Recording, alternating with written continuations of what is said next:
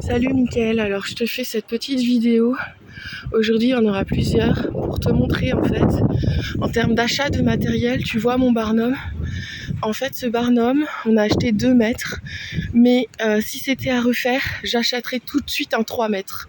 Parce qu'en fait 2 mètres c'est trop petit parce que ma table, elle fait 1,80 m et du coup, quand il pleut, j'ai pas de place. Pour passer, je suis obligée de passer à l'extérieur et du coup d'être sous la pluie. Donc ça, c'est une des premières expériences. Ensuite, la table, tout le monde a des tables comme ça. Mais en fait, moi, dans mon projet, j'aurais préféré des tables rondes. Or, si j'ai investi là-dedans, je vais pas tout de suite changer par rapport à mon projet. Et du coup, l'investissement, en fait, je me suis trompée d'investissement. D'où le fait d'acheter, de faire attention sur les investissements.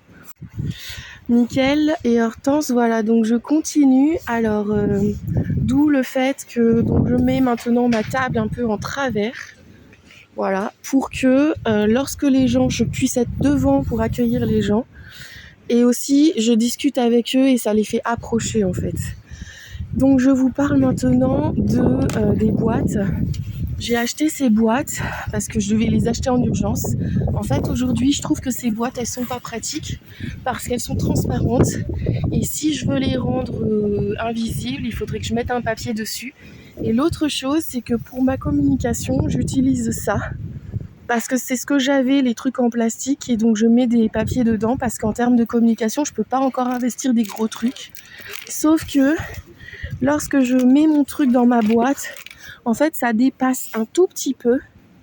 Voilà, ça dépasse un tout petit peu, ça fait que avec ma boîte, je peux pas fermer. Donc ça, c'est aussi une autre problématique. Donc d'acheter peu parce que du coup, ça va peut-être pas correspondre aux besoins. Donc l'autre problématique aussi, alors c'est que par exemple, là il y a mon truc avec l'affichage et donc ça tient pas au vent. Ce que j'ai fait, c'est que en fait, j'avais des petites boîtes en plastique à la maison et je suis allée chez une amie qui a un sac de gravier chez elle. Donc j'ai mis du gravier et j'ai mis un petit truc autour pour que ça tienne bien. Et ça fait que j'en ai plusieurs dans ma boîte en fait pour bien les faire tenir. Surtout des jours comme aujourd'hui, vous voyez, il y a du vent. Voilà, donc ça aussi c'est des choses où je m'en suis aperçue au fur et à mesure et c'est la raison pour laquelle en fait toujours la même chose, on commence à vendre les gâteaux et ensuite on voit quel est le matériel dont on a besoin en fonction de notre besoin. Hop là, voilà, preuve. Alors voilà encore un exemple sur la table, j'avais acheté cette petite corbeille à 15 €, donc là-dedans je mets mes cakes et ici je mets les Laylago. Et en fait, souvent, on dit que les commerçants, ils doivent avoir quelque chose qui protège là, comme ça. Mais moi, en fait, je me suis aperçue que la farine de manioc, elle sèche plus vite que la farine de blé. Et lorsque c'est à l'air, comme ça, c'est juste protégé du public. Mais en fait, c'est à l'air. Et donc, ça fait que si je les mets là, c'est vendu le jour pour le jour. Je ne peux pas le garder pour le lendemain. J'emballe les cakes dans du cellophane, mais les mini cakes, je les laisse comme ça à l'air libre. Ça fait que j'ai choisi, prochainement je vais acheter un truc avec un plastique qui se ferme et qui se réouvre dessus comme ça à l'arrière.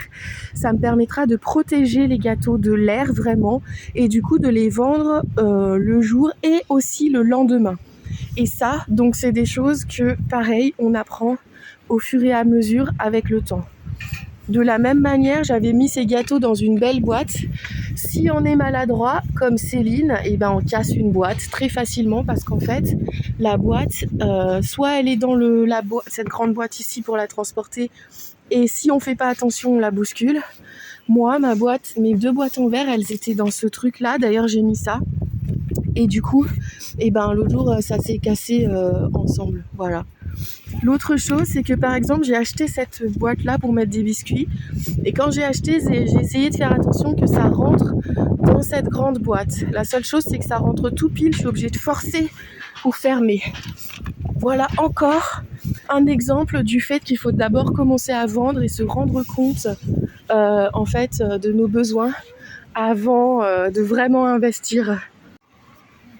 Voilà, alors donc j'ai mis les gâteaux et donc j'ai utilisé un gant pour mettre les gâteaux Et donc voilà les deux choses qui m'arrivent le plus vite.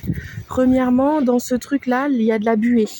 Donc d'un côté c'est intéressant d'avoir quelque chose qui est fermé, ça protège de l'air, surtout vu le vent qu'il y a aujourd'hui.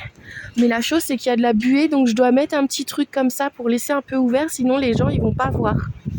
Voilà. L'autre chose c'est que du coup j'ai utilisé un gant que je vais enlever de ma main et que je vais jeter. Mais ça pose question du fait que le gant je le réutilise pas et ça fait du plastique que je jette et ça fait des gants que je dois racheter à chaque fois, chaque jour de marché.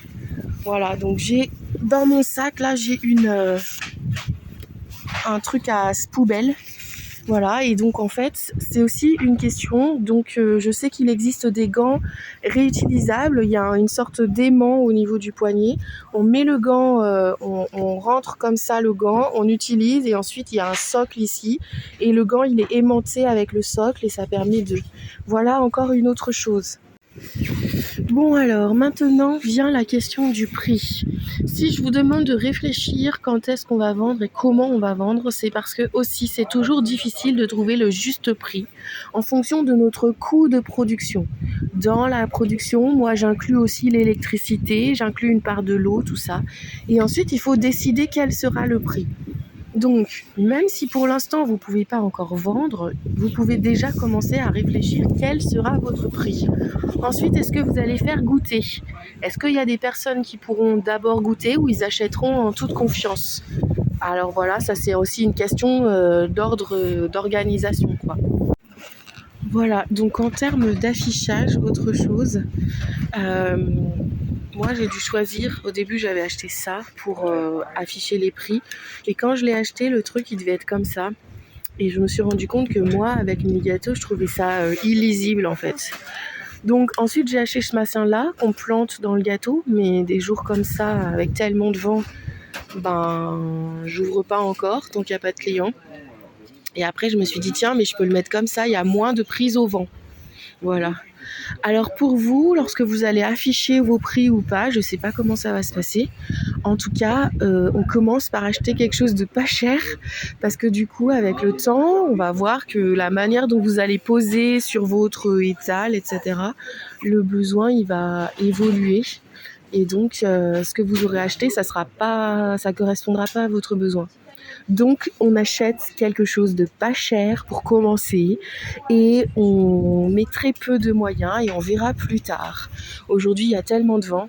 Donc moi j'ai ça là, ça s'appelle une sorte de plot pour justement ça se met au niveau du pied pour empêcher le vent. D'habitude j'en emmène 2 dans ma voiture et ce week-end comme il faisait beau j'en ai emmené qu'un, mais j'avais oublié de penser qu'aujourd'hui il y avait du vent. Donc j'espère que ça ira, sinon je devrais tenir les pieds du truc. Voilà, allez, et voilà, je vais vous montrer un peu comment c'est le marché.